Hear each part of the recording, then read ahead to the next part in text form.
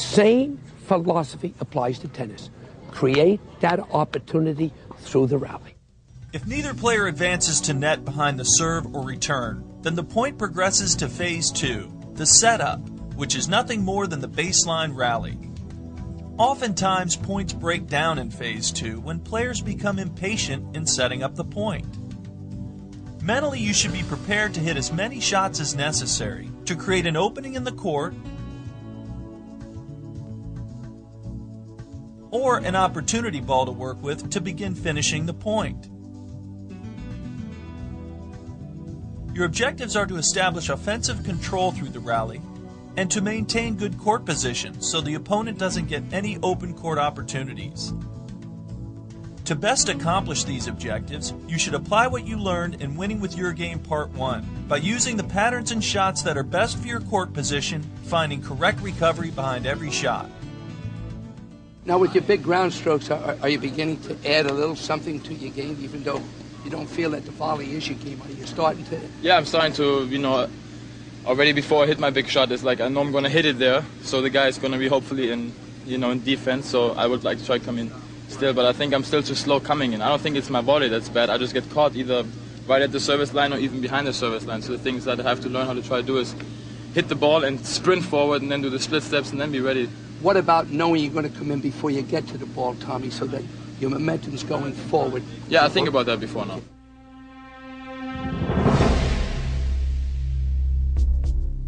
The opportunity ball is a ball that you can see, you can feel, and then do something with offensively within your style of play. The whole purpose of your work in the rally was to create the opportunity ball, which is phase 3. Opportunity can present itself in different ways and can be any situation that allows you to begin closing out the point. The most commonly recognizable opportunity is the short ball. Often the result of you hitting a penetrating ground stroke in the rally, the short ball presents the option to advance to net on a forcing approach shot, or for some styles of play, go for a put-away winner. The second opportunity is created through shot combinations in the rally that result in pulling the opponent out of position or putting them on the run, which leaves you with an open court opportunity. Open court can also result from the opponent hitting a shot that was not good for their position in the court. Another opportunity comes about by the use of a short angle or a drop shot that pulls the opponent out of position to continue the rally, bringing them into net in a defensive situation. This creates the opportunity for you to hit either the passing shot or the lob.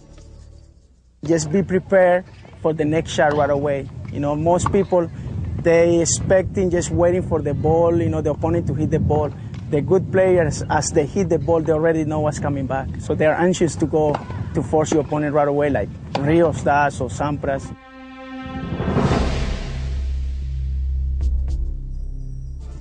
The choices that are made in phase 3 with the opportunity ball set the stage for what occurs in phase 4, the finish of the point. A very aggressive shot maker style player is more likely to try to hit winners with an opportunity ball rather than advance to net. Other styles of play will prefer to approach net on the opportunity ball, putting the pressure on the opponent to hit a winning passing shot or lob, make a forced error, or produce a shot that can be put away with a volley or an overhead. Learning the objectives of the 4 phases of building points should help you better understand the roles for each of your strokes and shots and how to best apply your skills in match play. Do you go into battle with your game plan, or do you try to change it, or you just go in and say, I can do this, or do you go in and say, I know what they do and I'm going to play according to that? What do you do, Tommy? Pretty much everybody's game, so the thing is that I try to do is to go out in the game, in the court and just play my game. If it works at the beginning, I just continue as doing it. If the guy is just playing way too good, or he has a game plan that I'm not aware of, then I have to try to change mine. Just keeping the ball and play longer, or play some slides coming in, but usually I just stick to my game. Many times you will be involved in points that don't progress through all 4 phases, but understanding the objectives for each phase will help keep you prepared. Some styles of play have a way of eliminating certain phases of a point. For example, if you serve and volley, there will be no setup portion or rally involved in the point. That is an example of using a tactic to alter the flow of a point in efforts to put immediate pressure on the opponent. The length of points will vary based on styles of play, the tactics and strategy that are used, how many shots it takes to create an opportunity ball, your ability to finish points, as well as the court surface you're playing on. Another aspect that determines the length of a point is when the building process breaks down as the result of an error.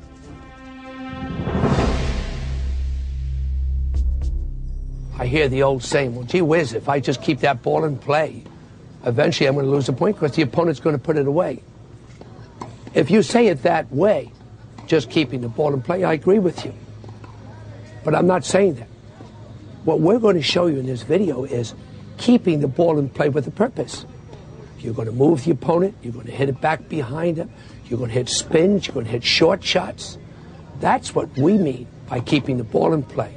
And you're going to do that until you create that opportunity for the ball that you feel comfortable to do something with. And you know what?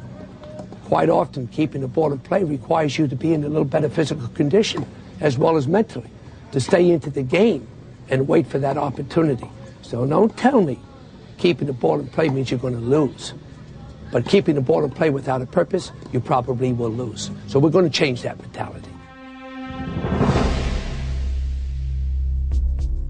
Most players who know how to apply strategy and compete well love to play against opponents that always go for big winners.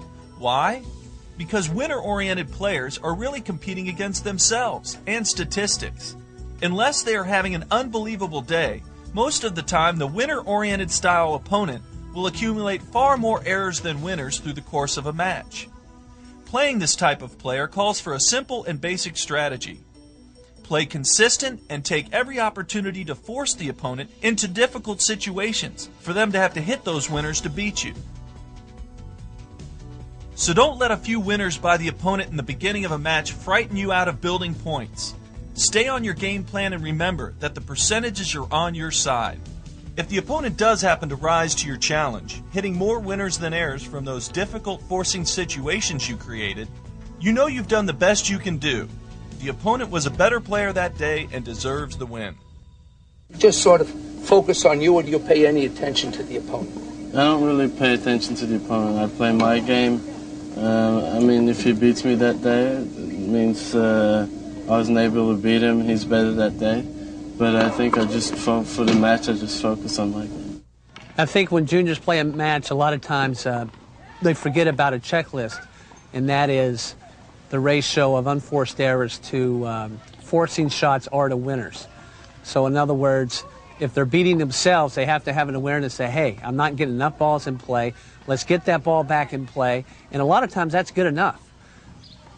On the other hand, if a player is getting the ball in play and they're playing against a player that has some weapons, then and that's not good enough, then they either have to add pace to their own shots, get the ball deeper, or maybe move that player a little bit more in a way where they're not always on the defensive end of the point. So having a checklist of their winners or their forcing shots along with their opponent's forcing shots and also unforced errors. So I think all of those come into play as far as knowing what is happening and who's doing what to whom in point play.